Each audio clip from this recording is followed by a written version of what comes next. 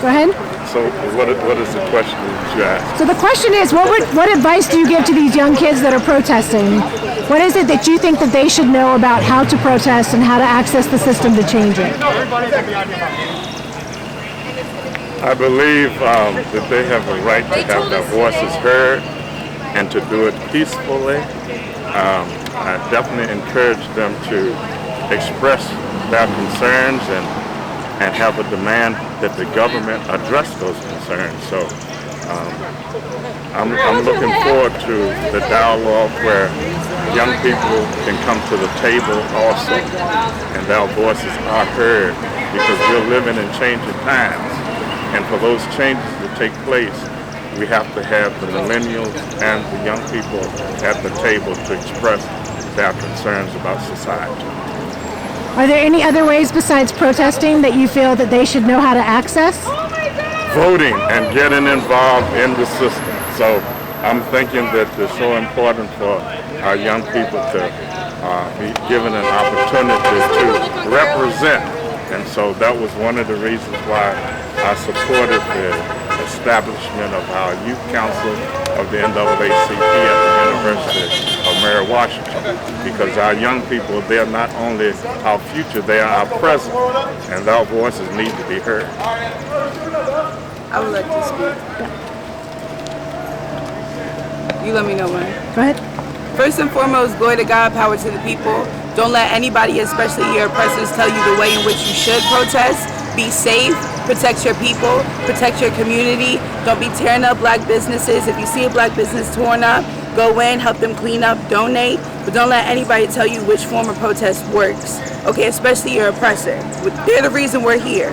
So do what you need to do, and then get ready to work. Organize a movement, organize in your community to do the work, and then get ready to hit the streets and do the work, and then get ready to hit the classrooms and do the work, and get ready to hit the political system and do the work. Don't let them just tell you that voting is the only way. Voting isn't the only way to get what you want. Voting, holding those people accountable, voting in local elections, holding sheriffs accountable, holding everybody accountable is what it's gonna take. So that's what everybody needs to do. Hold those people that you elected accountable. Hold voting drives, do all of that. Make sure you do the work. But don't let anybody silence your voice. Don't let anybody stifle the revolution. Don't let anybody do that to you.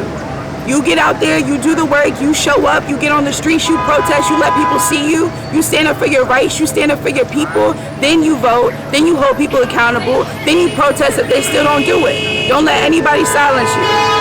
So as a black female, if you were running the police department, what changes would you make?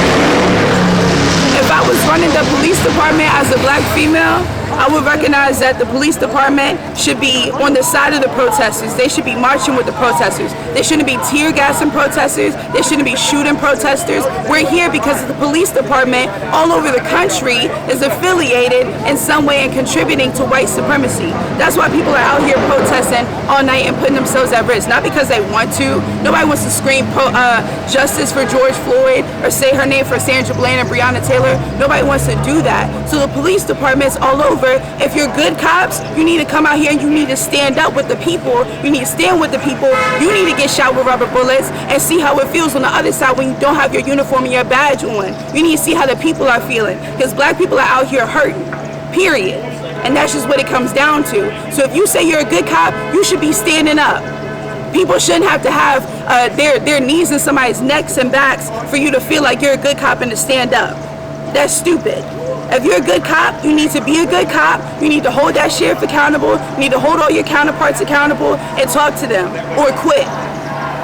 So what would you think about having live feeds from the video cameras on police officers' vests going straight to internal affairs so that they're monitoring cops at all times? Do you think that that would help? Yes, that's what needs to happen. That shouldn't even be a question.